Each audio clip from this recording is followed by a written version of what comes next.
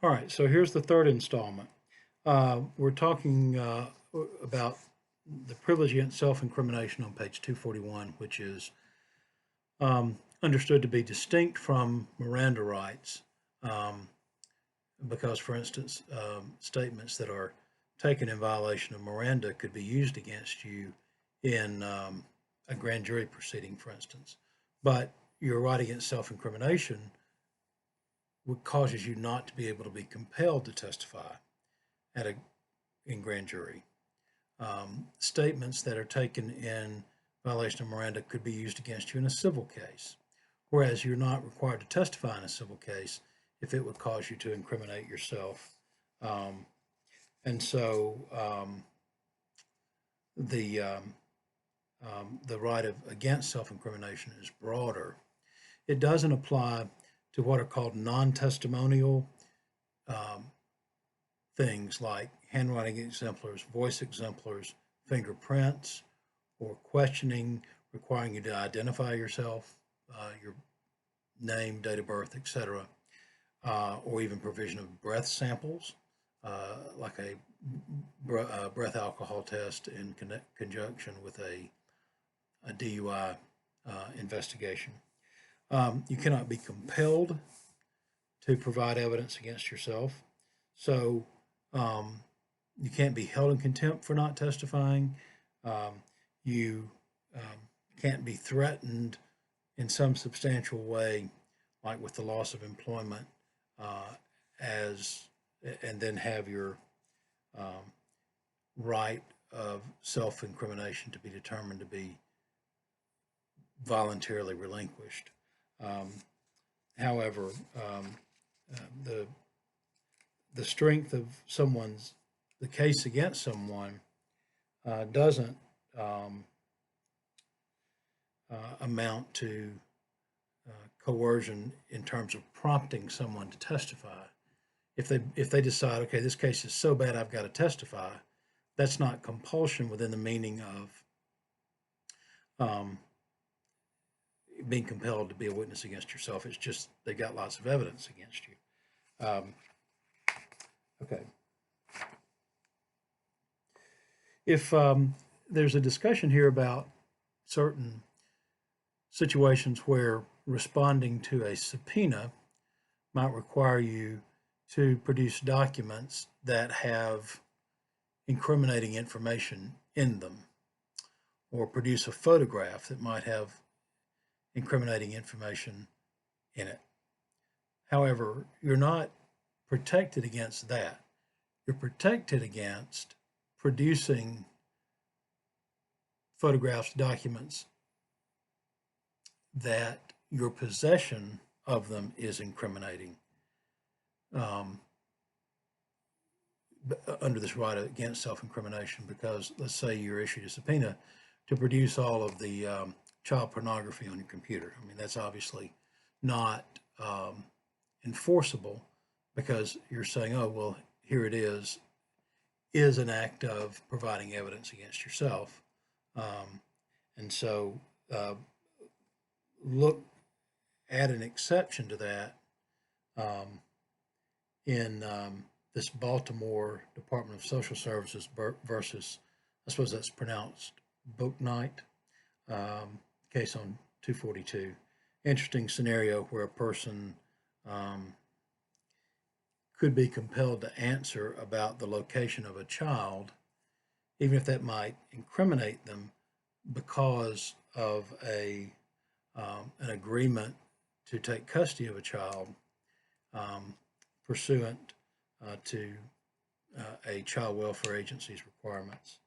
Um, so the person could be um, compelled to speak about um, where a child is and not invoke the privilege because they have agreed to accept custody of a child subject to the terms of the state's child welfare regulations, not that, and that's not related to a criminal investigation.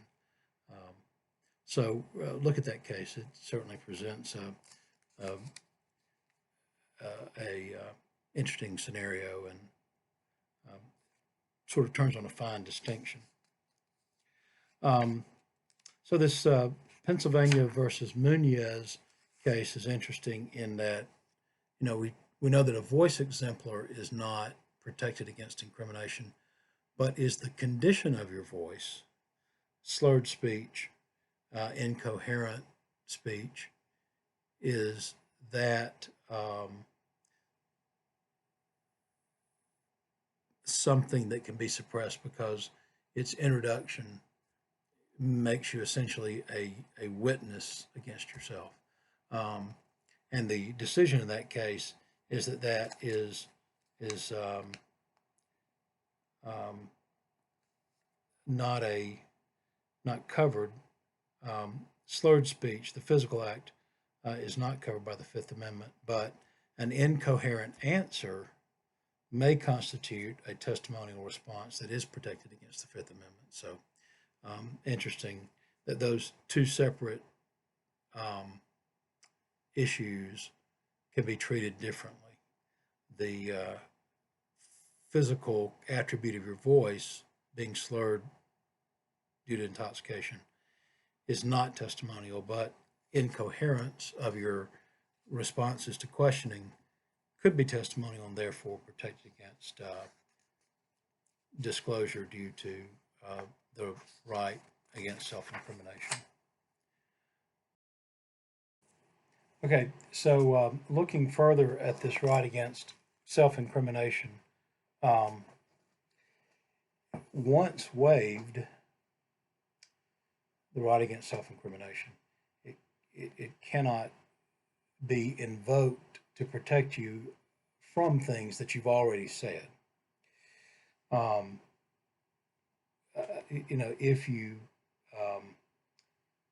If you change your mind in Miranda, you can start being silent. You can stop talking yourself into trouble. Once a person begins to testify about a incriminating manner at trial or a deposition, once you begin testifying, you can't stop, like you could in an interrogation under Miranda. And of course, you have the unqualified privilege not to testify in a case, and no inference can be used or suggested as a consequence of your not testifying in a case. In other words, it is presumed that you are invoking your right to silence. You're invoking your Fifth Amendment privilege against self-incrimination if you don't testify. And no one can compel you to, and no one can draw an inference of your guilt based on your refusal to take the stand.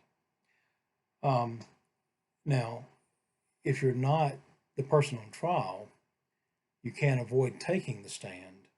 However, you can assert the privilege against self-incrimination as to any and all questions, but you can't fail to take the stand and be questioned and assert the privilege. Now that there's a sort of a side issue that's not covered here about defendants who call a witness simply to provoke the invocation of Fifth Amendment rights against self-incrimination of that witness, to then suggest, there's the guilty party. It's limited.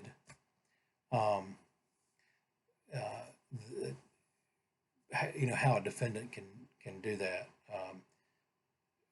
Call a witness merely for them to take the stand, invoke the privilege, and then try to use that as substantive evidence of their guilt as opposed to your own.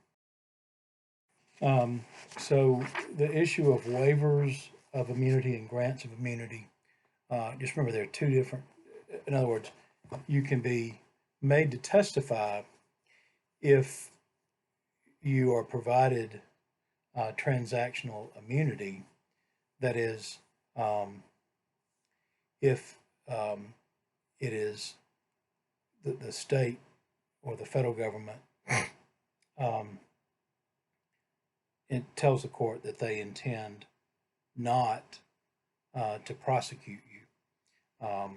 And if the court accepts that grant of immunity, then a person can be required to testify. But the government can't later prosecute them. So testimonial immunity is a different kind of immunity that simply insulates a person from being prosecuted based on the testimony that they may be compelled to give if the prosecutor grants, or rather offers testimonial immunity and the court grants immunity. That is testimonial immunity. They can be prosecuted, but not based on the testimony that they would be compelled to give under a grant of testimonial immunity. The evidence against the person in a trial would have to come from a totally independent source in order to be used in their trial. It can't be derivative of testimony that they might give under a grant of testimonial immunity. So remember that transactional immunity means no trial of that individual. Testimonial immunity, sometimes called use immunity, is you can be compelled to testify. The testimony you give can't be used against you, but you can nonetheless be prosecuted if there is independent evidence of your guilt that would support a finding of guilt beyond a reasonable doubt. All right, that's all for Chapter 12. I'm sorry we're not able to be together. If circumstances were to change drastically, we'll see you. But otherwise, we'll be handling this semester online only. All right, I hope everybody stays well.